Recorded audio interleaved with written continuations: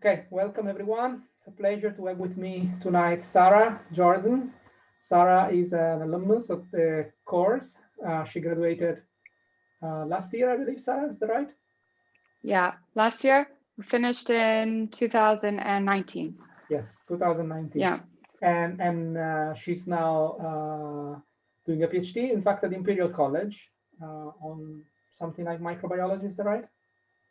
Yeah. Well, yeah, microbiology, more on the host side. I guess host pathogen interactions. Okay, so Sarah, why don't you introduce yourself a little bit and you tell us what's your background and what brought you to the master on the first place, and so we take it Sure. from there. So I am Canadian originally, but I've been living in the UK for a while now. I came here, I did my undergrad actually at King's, and my undergrad was on general human biosciences. And from that, I think I became more interested in the application of biosciences. And this particular master's program was obviously very appealing for that because that was the whole direction. And not only that, I liked the taught element as well as having research experience on top of it. I liked that it had the kind of the variation within it. And so that's what brought me to the master's. After completing the master's, I stayed on at Imperial as a research technician for a year. And then during that year, I kind of finalized my plans for the PhD. I finished up all my interviews. That was I guess, a 2-year process in the end. And then I secured the scholarship at Imperial. And now I'm here for another 3.5. Congratulations! You did extremely well with the master. I remember, and so I'm not surprised that you got this very prestigious scholarship now. So Thank congratulations you. again. Thank you. Um, did you always know that you wanted to stay in academia and start a PhD, or is it something that you mature at one point, maybe during the master? I think that I had a fairly good idea that I wanted to by the end of the undergrad. I went into my undergrad a little bit later. I am a mature student, and wasn't sure that I wanted to pursue a career in science at that point in time. But by the end, it was clear that I did. And I think having the experience of the master's made me feel a lot more comfortable to start a PhD, particularly in the UK where they're shorter. Kind of, you have that extra experience, you have that knowledge, so you kind of hit the ground running. And that's been my experience. Well, fingers crossed, in the last 2 months, that's been my experience thus far. So that was it. And then going throughout the master's degree, I found it really amazing because of the breadth of information that we get, all of the different topics that we covered. It kind of helped narrow down the subject that I wanted to study, or at least the area within which I wanted to study. Having so much information and being able to explore so many different options and avenues. Right. So I guess this is one aspect that the students always find very difficult is not just whether they want to do a PhD, but also to try and understand what to work on, right? Finding the project. So was it relatively straightforward for you?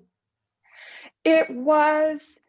I think that the subject and the topic is important, but the environment, and this came after kind of doing the rounds of interviews and going to meet and speak with a lot of people. The environment that you choose to do the PhD in is so important as well. So maybe just as important as the topic.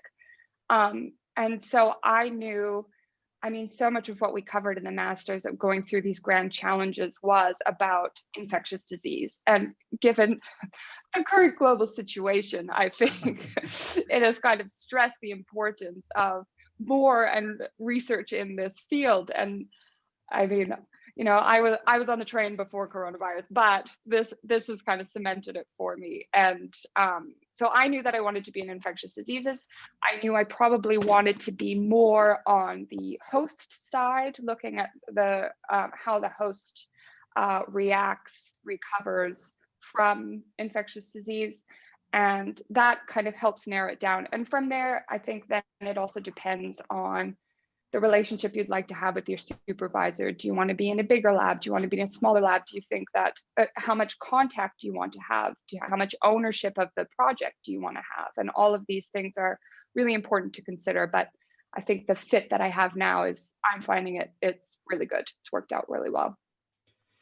Good. I remember when I was, I think, writing references letter for you, that you, at one point you got I think you got an offer from Rockefeller. Is that right? Yes, yeah, I got an offer from Rockefeller University as well. But then you decided to stay in London. Yeah. Was it an easy decision? How did you come up with this decision? I think it was the right decision, of course, but it was a really hard decision. The interview process of and the sort of, I guess the two streams, it's very different in the States than it is in the UK. And Rockefeller is very much, if you make it to the interview stage, it is like a wine and dine experience. They bring you there, they wow you.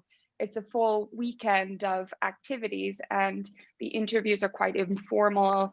There's a bit of asking you about your science, but there's not so much probing.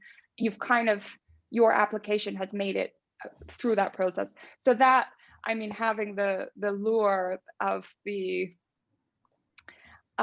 they make it like, we really want you to come. But then getting the scholarship at Imperial was also like such an honor. And the other thing that kind of weighed in was also the amount of time that it takes in the States. You know, that they can drag on for quite a long time, whereas in the UK it's like 3.5 years, and then we're kicking you out. You got to go. So that, I'm not saying that was the make or break of the whole situation, but in kind of having the project ready to go, having everything in line also made a big impact and made it easier for me to choose Imperial.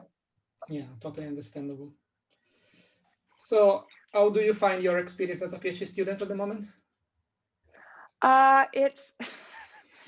It's not what I was expecting, I'd say, but the college has made it feel pretty, they've done an incredible job on campus, and the testing, you know, I go for a test every week to make sure that I'm okay, and everyone in the lab does a similar thing. Every 1 or 2 weeks, they'll go and get a test as well. So everyone is really conscious about trying not to, if they're going to have it, not to spread it to anyone else. But the safety measures that are in place make it so that you feel extremely safe, and you're able to basically carry on as you would beforehand.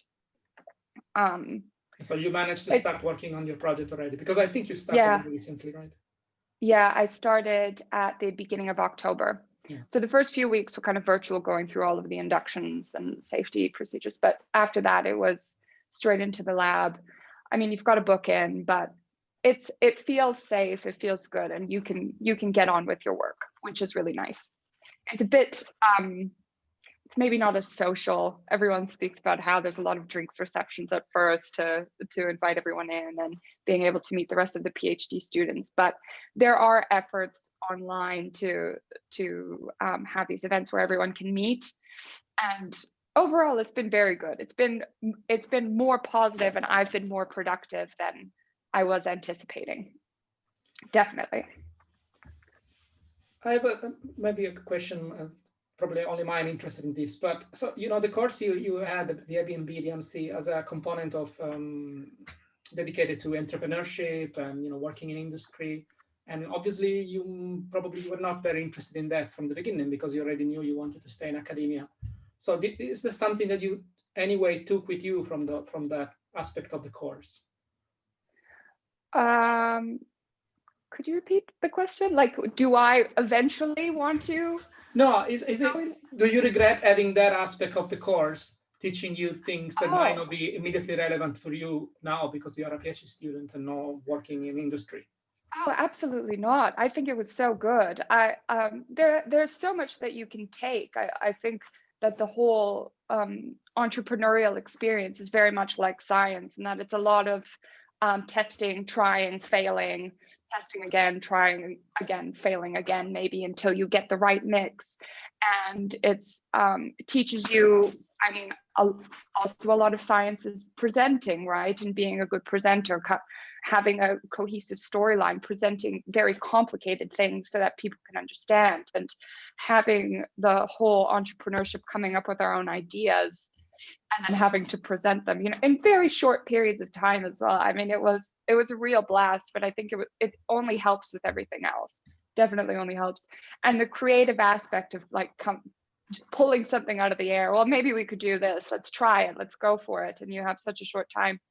It kind of you become more confident in your ability to generate ideas, which is hugely important for academia and for the PhD as well. I definitely don't regret it. It was really fun. Good. That was very good to hear from you. All right. So one last question. Having had this experience just recently in your past, is there any advice that you feel like giving to students who will be applying for PhD this year? Anything that you think you wish you knew before applying, or anything that you found particularly interesting to share? I think it's important to go and to speak to a lot of people. You even if you think you have your heart set on one project or on one supervisor, cast the net wider. Go, and even though I know the interviews totally suck. Some of them are really bad, but it doesn't matter because the experience of going to meet people, I've had some amazing experiences just going on interviews for positions that in the end I didn't get. But the fact that you've gone through it, you only get better. You're only exposed to more science. You're exposed to different science, and in the end, for me anyway, it has made a big difference to go through the whole experience. So cast the net wide, go and speak to more people, apply to more positions. That would be my advice. That's brilliant, Sarah. I could not agree more. Perfect. Okay, thanks a lot for your time, and good luck. Thank you so much for your project. Thank you. Bye. Thank you. Bye.